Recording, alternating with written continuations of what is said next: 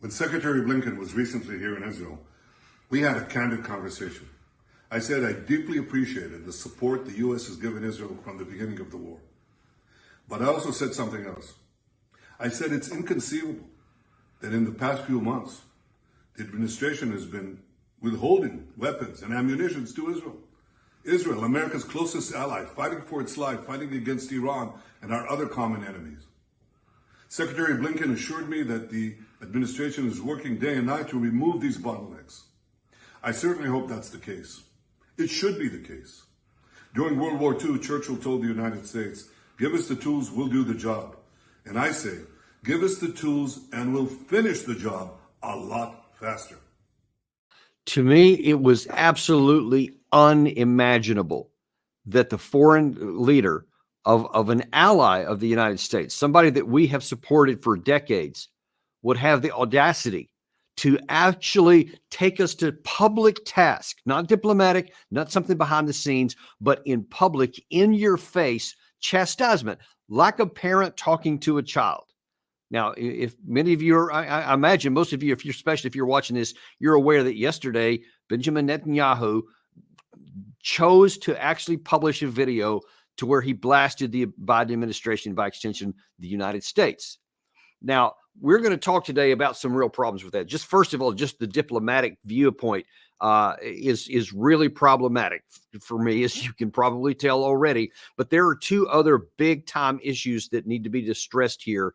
And that is what is in America's interest and what is in Israel's interest. Can they make good on what they're trying to do? Is Benjamin Netanyahu right? Does he deserve an unquestioned, unchallenged free flow of weapons and ammunition from the United States? Is that his right?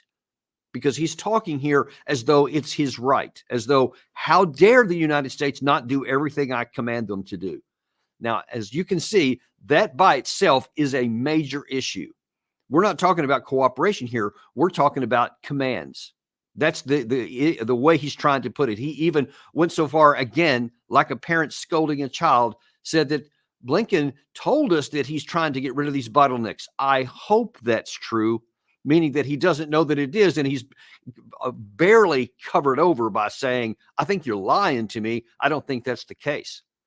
But this is actually, I don't want to get so caught up in the humiliation that Netanyahu gave to the United States, as bad as that is, because it's kind of masking a couple of other things that are even more important, both of which we're going to uncover today, because you need to know the truth underneath the emotion of this statement, underneath some of the things that have been said. And frankly, they're not looking very good for our side. And when I say our side, I mean both the United States and Israel. Both of us are coming off looking bad in this. And if changes are not made, it's going to be really problematic for us all. And in a worst case, and this is not that far of a worst case, Israel could find itself losing a war. Let that sink in for a second. And if you think that that's an exaggeration, you're mistaken. And I'm going to show you exactly why. But first of all, let's take a look at the first element of it. We have to ask the question, honestly, as an American especially, who's in charge here? Is it the United States? Are we a sovereign nation that says we have our government in place and our military industrial capacity to defend the United States, and will also help our allies where we're able to? But that primarily it's our interest that we have to negotiate, which every country on the planet is supposed to do. Every country on the planet, every government is supposed to prioritize the benefit of its country first. And once that's been established, then they can look at helping others in common cause and in allies and all that stuff. All good stuff if it's done well. If it's not done well, then you undercut your own security potentially and that of your supposed ally. And that, I think, is where we're in right now. Not headed. That's where we are right now. Now, first of all, again, to just bolster in who's actually in charge here, we're going to look at a few American officials who respond to this. First of all, KJP, the spokesman for the White House, was immediately asked, almost as soon as this was published, they're saying, hey, about Netanyahu's statement, here's what KJP had to say. Has the administration been withholding weapons and ammunitions for months, like Netanyahu seems to be saying? Let me just start off by saying that we generally do not know what he's talking about. We just don't. A couple of things that I do want to add, and you're right, there was one particular shipment of munitions that was paused, and you've heard us talk about that many times. We continue to have these constructive discussions with Israelis for the release of that particular shipment that I just mentioned, and don't have any updates on that.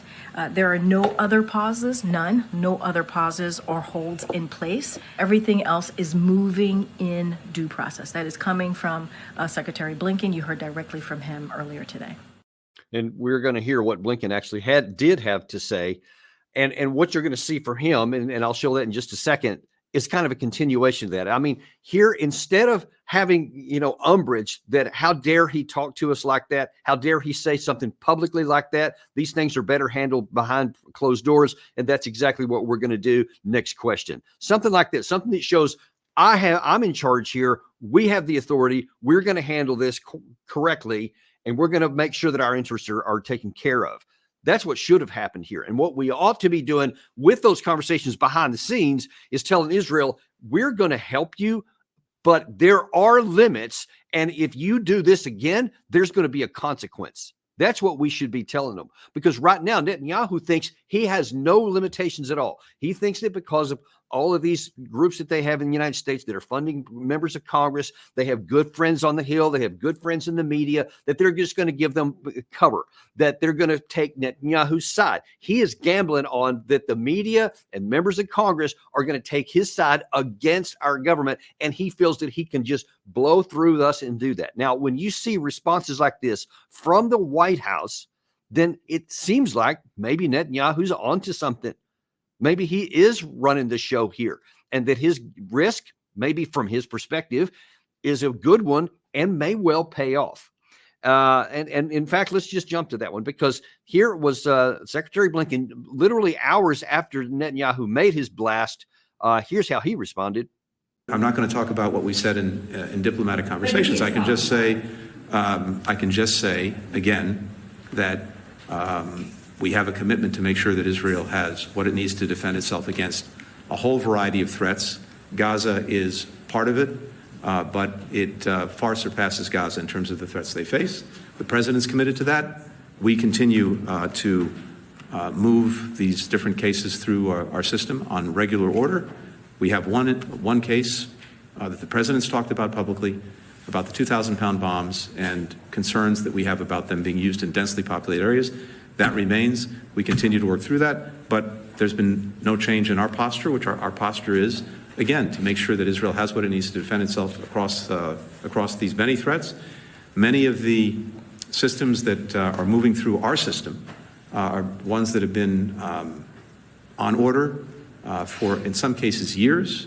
It takes a long time to move these things, and a number of the things that are going to Israel won't get there for years. That is the nature of the way this works. But it's regular order, with the exception of that one system that we've talked about many times in public. I mean, that was almost like an apology. He was almost like saying, I'm really sorry. I didn't mean to make Netanyahu mad. Almost like, again, a kid who's being abused by an abusive parent, like Netanyahu was trying to establish. Looks like he succeeded. Because instead of Blinken, again, showing some backbone and showing some moxie, and saying, yeah, I heard what he said, disagree with it strongly, going to handle it behind the scenes. Next question. Something like that. Something that communicates that he's in charge. But instead of showing that he's in charge, he's he's apologizing to anyone who's listening that, I don't want anybody who supports Israel to be thinking that I'm not going to give Netanyahu everything you want. So we're really trying to, you see what I'm saying? His body language is crucial. It's vital here, and it's very, very clear. You saw from the White House spokeswoman, and you saw from the Secretary of State, no backbone. You saw nobody standing up for the United States' position here. And listen, there are some valid reasons why some of these weapons have been held up. If there is just a one shipment being held up, I'm going to show you a map of the destruction of the Gaza Strip here in a little while.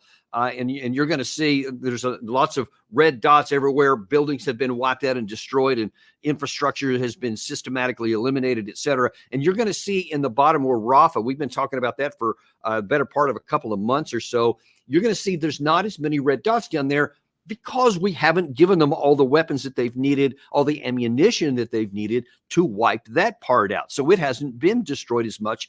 And it's starting to look like possibly one or both of two things. That Netanyahu is furious that these weapons have been needed because he needs these really heavy bombs to wipe out all the infrastructure there. And it sounds like he hasn't gotten it. Even Blinken there and KJP both said that there's, one shipment that we haven't gotten. But here's the thing, and we've seen this throughout.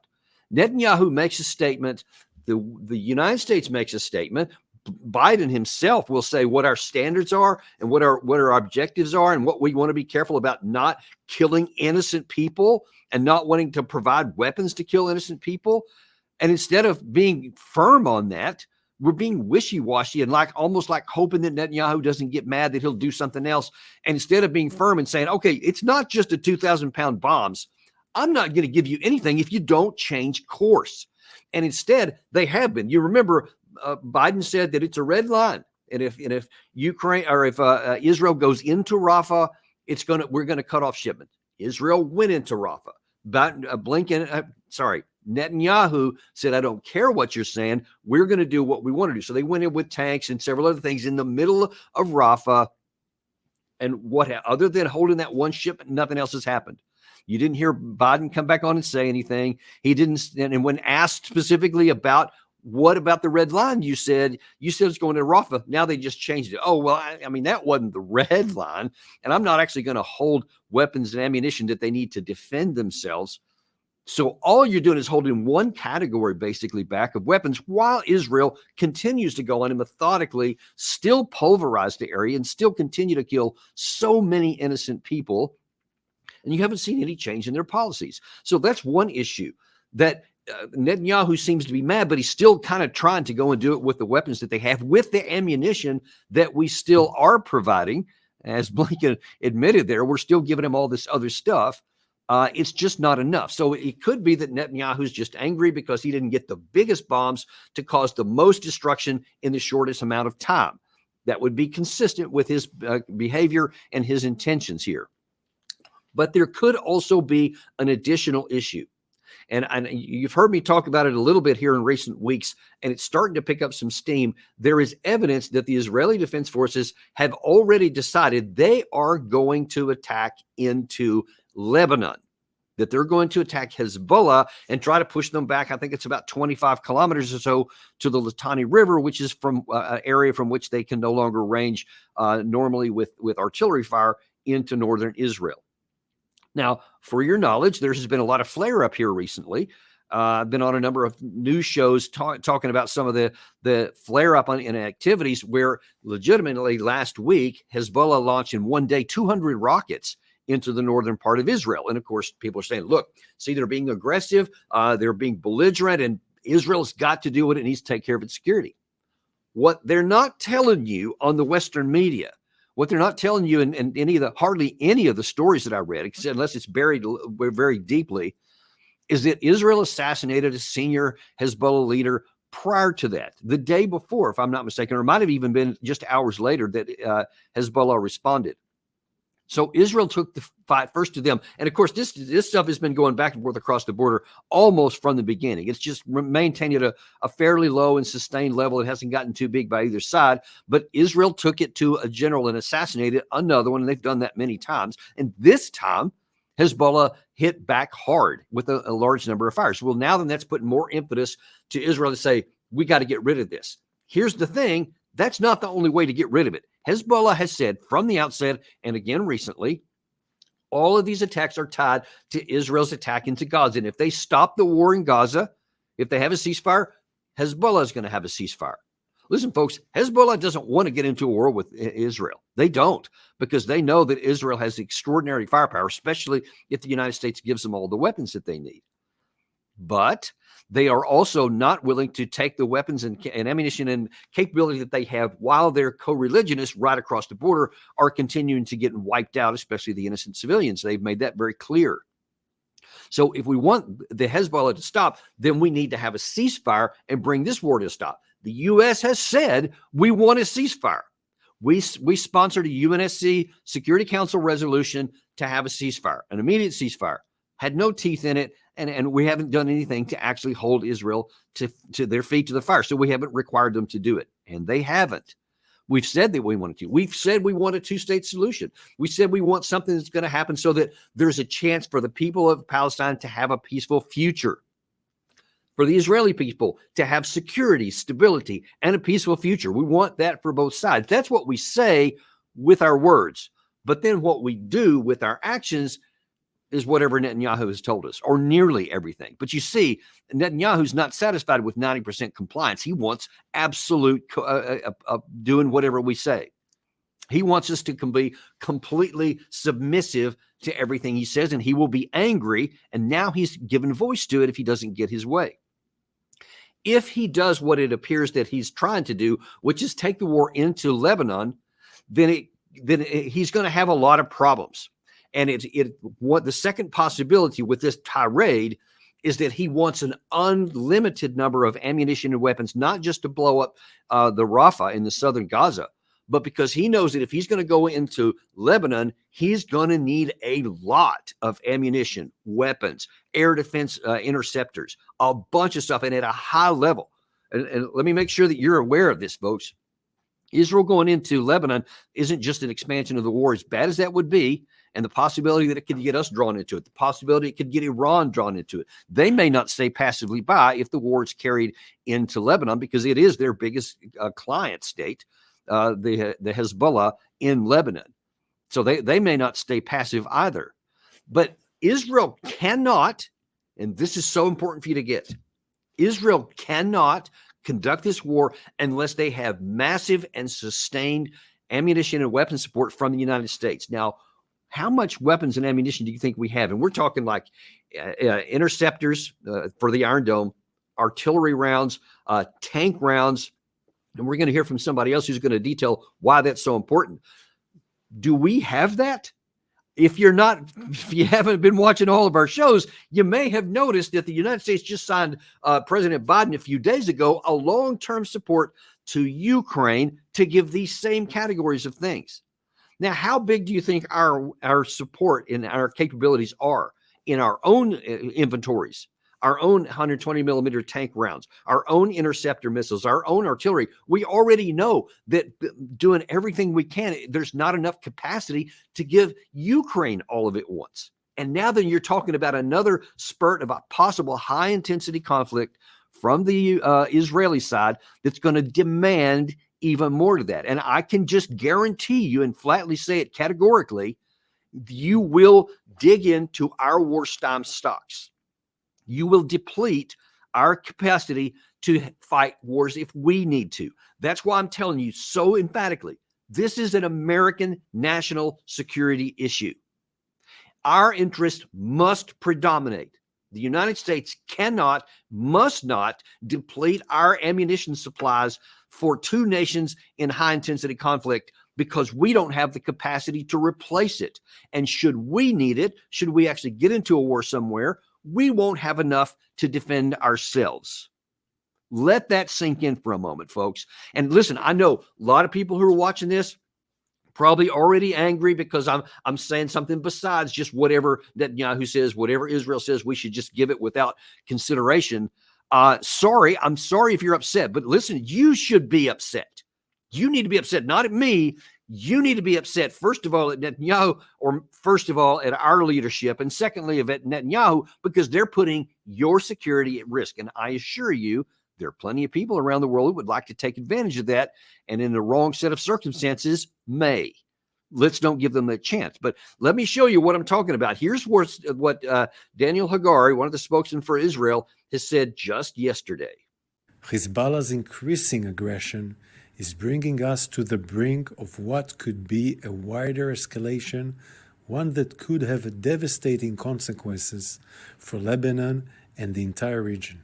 Hezbollah is jeopardizing the future of Lebanon so that it can be a shield for Hamas. Yeah, that's bold and brash talk if you have the capacity to back it up.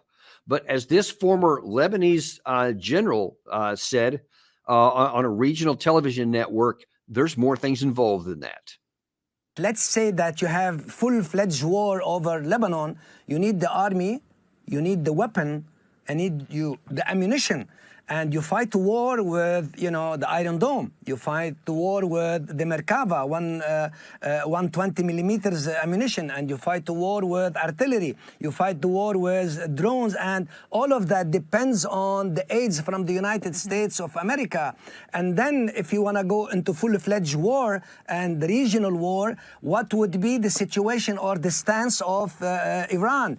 In April, we witnessed some, scenario for that. Hezbollah has its strategic depths, has the weaponry, has the experience, has a system. It is like maybe the most important non-state actor in the world. And Hezbollah works under the auspices of Hezbollah wins if he doesn't lose, but Israel loses if it doesn't win.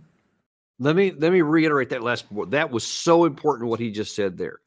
Hezbollah will win if they just don't lose. But Israel, if they attack in there and don't win, they lose. So they must win. And let me just point out some things. This is incredibly difficult. Hezbollah is not Hamas. They have significantly more firepower. They have a lot larger and a lot more accurate and a lot heavier payload missile force. Hamas had a bunch of rockets that were basically almost like bottle rockets or something like you may see on the 4th of July. It just kind of went that way, and they're terribly inaccurate. Their payloads are very small. Hezbollah is not like that. They have a huge, some say upwards of 150,000 missiles and rockets of various types, some of which are quite modern and very accurate. They have troops that are very well trained. And listen, they fought a war against Israel in 2006. Israel invaded into Lebanon, and it was an inconclusive kind of fight. It didn't last too long. Israel eventually withdrew back into their side, and they caused lots and lots of harm, but they did not defeat the Hezbollah. In the intervening time, Hezbollah has spent lots of times making an incredibly difficult defensive lines from the border all the way back to the Litani River. So if Israel thinks it's going to go in and drive Hezbollah back, they just apparently are not keeping track of exactly how hard this fight is, because Hezbollah has also been paying attention to what happened in the Russia-Ukraine war. They saw how Russia's 5 defensive lines completely broke the teeth of the Ukrainian offense that had all the Western weapons, all the Western ammunition, all the missiles, the drones, all of that, electronic warfare, engineering, everything, and they broke their teeth on it. I assure you that the Hezbollah in Lebanon is paying a lot of attention to that, and they have very intricate long-term defensive positions, and instead the Russians had like 6 to 9 months to prepare. These folks have had almost 2 decades of time to prepare. So they will be ready if Israel comes into attack. If Hezbollah is not going to attack into Israel, there's virtually no chance to do that because they would be slaughtered. If they come out of their defensive positions and go into Israel, then they're open targets and they would be easy to destroy. And Israel would almost certainly win. It's very little chance that Hezbollah would have an invasion of Israel, other than potentially some small incursions in the north to cause trouble, or maybe even to prompt Israel to attack into it, because the way that Hezbollah can win is by not losing. And if they draw Israel into their defensive positions, they can inflict a huge casualty count on them. And it's just, I mean, Israel saw how hard it was in 2006, and it'll be much harder now, especially after they have conducted almost 9 months of warfare in the southern part, in the Gaza Strip, and where there is still an active war. Basically, Israel would be launching a 2-front war, because the Hamas in the Gaza Strip would definitely rise up and cause as much trouble as they could in the rear of the Israeli Defense Forces. You can count on it. It's guaranteed that they would certainly do that. And Netanyahu is wrong if he thinks that he can do that, if he thinks he can coerce the United States into giving him all the weapons that he wants, and then that his army would go forward and somehow they would win. And listen, you've heard me on this channel ever since this war started. I said that Netanyahu has his country on a path militarily that cannot succeed. It cannot. It's been shown. He's graphically depicted exactly what I've said so far is what we see here. I mean, the powerful disparity between the Israeli Defense Forces and Hamas is off the chart. It's far bigger than the disparity between Russia and Ukraine.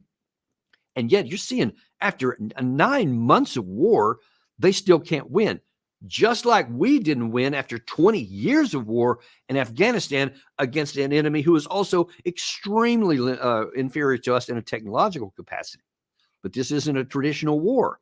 And Israel is trying to fight with conventional forces against an irregular enemy who has different objectives. And they're harming themselves, and therefore they're building up more and more insecurity. And I'm going to show you exactly why that is. That's not just my opinion. There's some recent scholarship that was released, ironically, the day before Netanyahu's screed against the United States. I'm going to show you that in just a second. But first of all, I want to show you something that Bernie Sanders said. So if some of the American leaders were pretty feckless about this, there's one who isn't. What is also inconceivable is that in the last 8 months, Israel has killed some 35,000 Palestinians, wounded some 80,000, over 60% of whom are women and children. They have completely decimated the housing stock of Gaza, the medical system of Gaza, the educational system of Gaza, all of which is to me inconceivable. And right now, as we speak, according to the World Health Organization, you've got thousands of children who are suffering from malnutrition. And children are already in Gaza starved to death. All of this, by the way, is in violation of American and international law. So to me, what is inconceivable is for the United States to give another nickel to the right-wing extremist Netanyahu government who is going to war against not just Hamas, but the entire Palestinian people. That's inconceivable. That's and just a couple of points there of his comments here. The way Israel is going about its business violates very clearly American law and international law. I know, again, lots in America don't want to listen to that. They don't want to hear it. They want to go back to October 7th.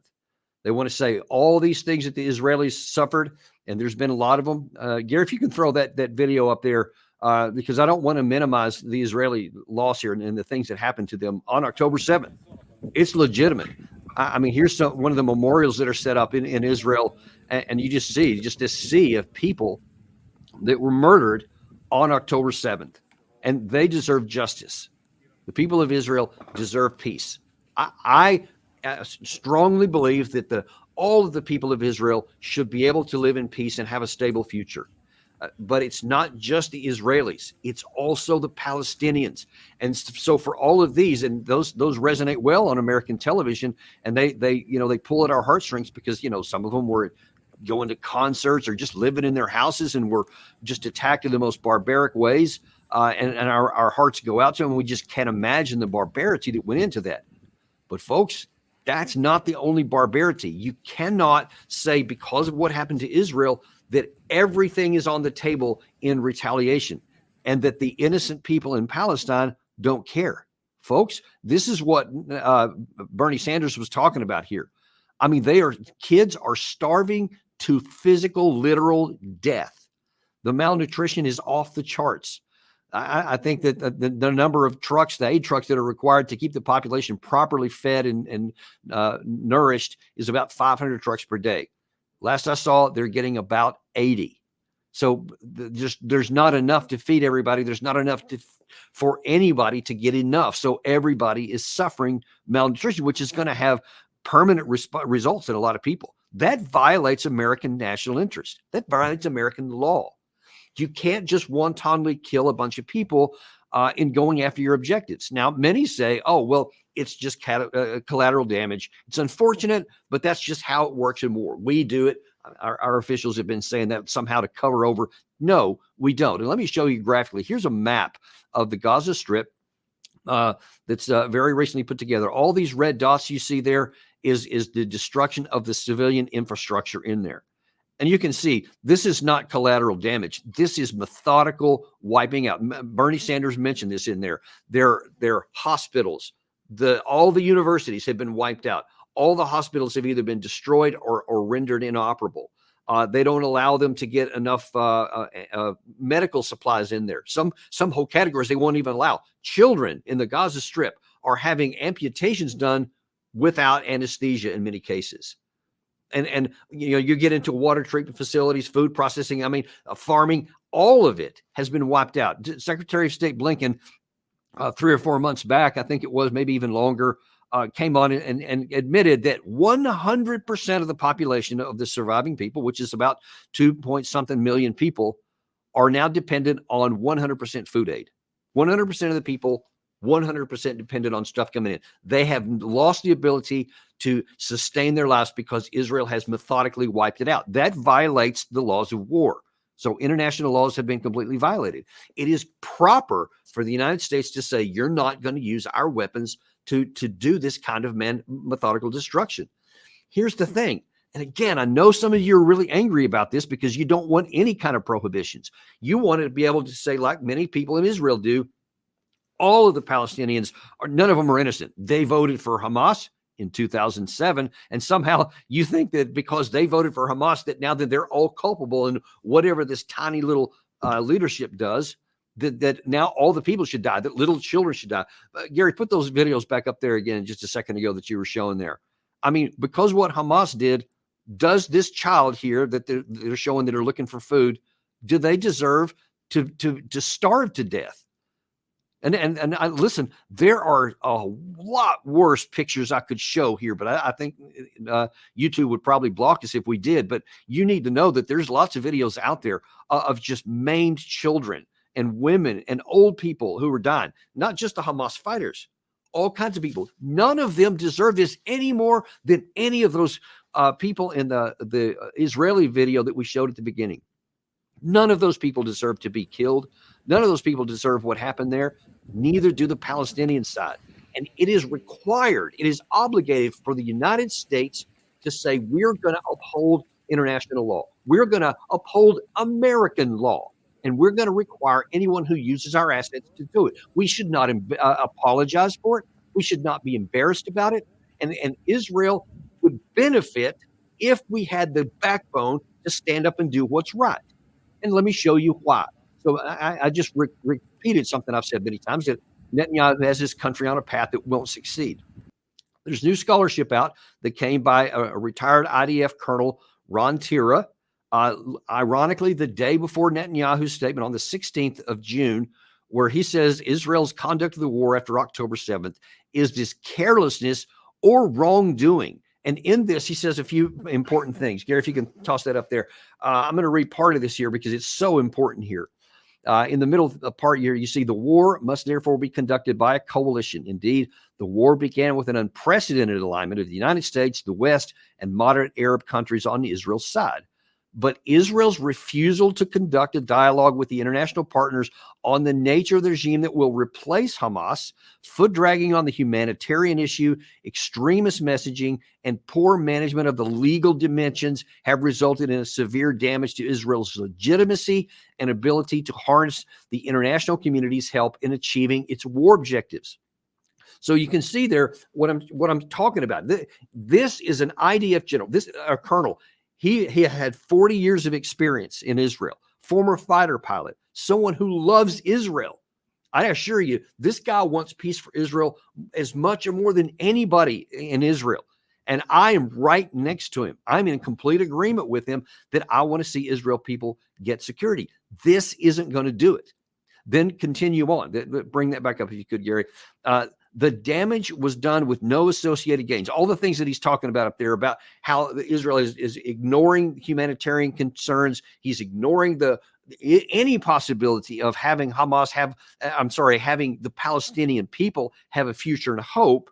He then goes on to say that the damage was done with no associated gains, as Israeli's government conduct has steered it away from rather than toward achieving the goals of war. Unless there is a profound change in the way the government conducts itself, and if it's not already too late, Israel's situation in the coming years will be worse than it was before. Do you see what's going on here, folks? I get that because of October 7th, because of our decades of history of supporting Israel, that we want Israel to be able to do whatever it wants to do, that we want them to be able to survive and to be able to thrive in a peaceful security. And the thought is, well, the Israeli government, of course, knows what's best for it. So let's just do what they say. They don't. And you also rarely see on American television, and I saw one a couple of days ago, there are some massive protests against the Netanyahu government by Jews, by the Jewish population. So there is a lot of Jews who support Netanyahu and want him to keep doing some of these things. That's a fact. I won't pretend otherwise. But there is a significant portion of the Jewish population that is adamantly opposed to what he's doing here, strongly opposed. And however Israel navigates its stuff is for Israel to discuss. And I don't tell them what to do. I don't suggest to them how they should manage the different sides of their political arrangements. That's for them to decide. What's for us to decide, though, is how we support international law, how we support American law, and what we want to do to try to help Israel. Colonel Tira is right, is they need some external help. And if they're going on this area that's hell-bent on leading themselves to insecurity, we can't support that. We can't enable that. If Israel chooses to attack into Lebanon, we need to tell them point blank, categorically, you do that, you do it without our help. And if they choose to do it, that would be absurd and foolish. But if they do, they're an independent country. We can't stop them from doing it. But we can try and help them by saying, we're not going to enable you to do something. That's like someone, if they're on drugs and they're addicted to drugs, and you say, they say, I want some fentanyl. Well, you know that if you give them fentanyl, they could die. They could literally die from an overdose. And you say, well, but they say they want it, so I'm going to give it to them. That would be absurd. You'd go to jail if you did something like that. But in a certain sense, we're doing something similar here.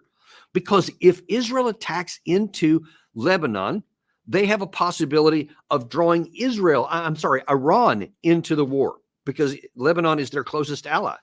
We don't know that would happen for sure, but even if Iran stayed out, as I've just showed you, it would be extremely difficult, if not impossible, for Israel to open a second front and to fight two fronts wars, one where they're doing lots of stuff illegal and they have lost so much support in the United States and in the Western world, and definitely in the Middle Eastern world already. And if they expand into Lebanon, folks, there's no guarantee that some of these others, like Turkey, who's made lots of incendiary comments about Israel, there's no guarantee that they wouldn't also take some action. You wouldn't think that is, but we are rolling the dice and playing with fire to think that no one would, whether Turkey or Egypt or Jordan, that none of these other regimes would do anything, even Saudi Arabia. We are playing with increasingly small amounts of credibility. The United States is. If we keep thinking nobody will do anything we don't want them to, and just keep allowing Israel to do whatever they want to do, no matter how much it violates our own laws, no matter how many innocent people are killed, and no matter how foolish militarily such a prospect would be, because they're not going to succeed. They didn't succeed in 2006. They fought an inconclusive war and then stopped. Why does anybody think that after almost 18 years of additional time to prepare, that somehow Israel will succeed after having already exhausted and lost many of their troops in casualties over 8 months of war, that they would succeed this time? I mean, it's irrational to think that. It's illogical, and it's just absurd. They won't. So let's get back to doing something that makes some sense. That's what we ought to do. I just don't know what's going to happen with this. I fear that it's going to go bad. I hope, though, that enough people can talk some sense into Israel. I hope that whether it's Secretary of State Blinken, whether it's the President Biden, can find a backbone and do something that's going to not harm Israel. Don't give Netanyahu what he's asking for, because he's taken his country on a suicide path. He's taken his country down a path that in the probably the best case is going to cause it lots of harm and set up long-term insecurity. That's probably the best case. The worst case is that he spawns a regional war, and now it's a lot of people against him, and we don't have the ammunition to support him with everything that he would need. That's the worst case scenario we need to avoid at all cost. And that is your deep dive for today. Folks, join us this afternoon. We're going to have Doug McGregor back on at 2 p.m. Eastern time, a little over an hour from now.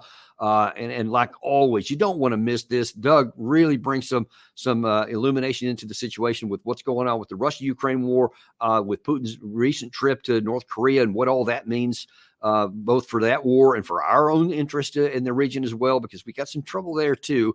Doug's going to help talk to us about that. Thank you very much for watching us today. Be sure and like and subscribe, folks.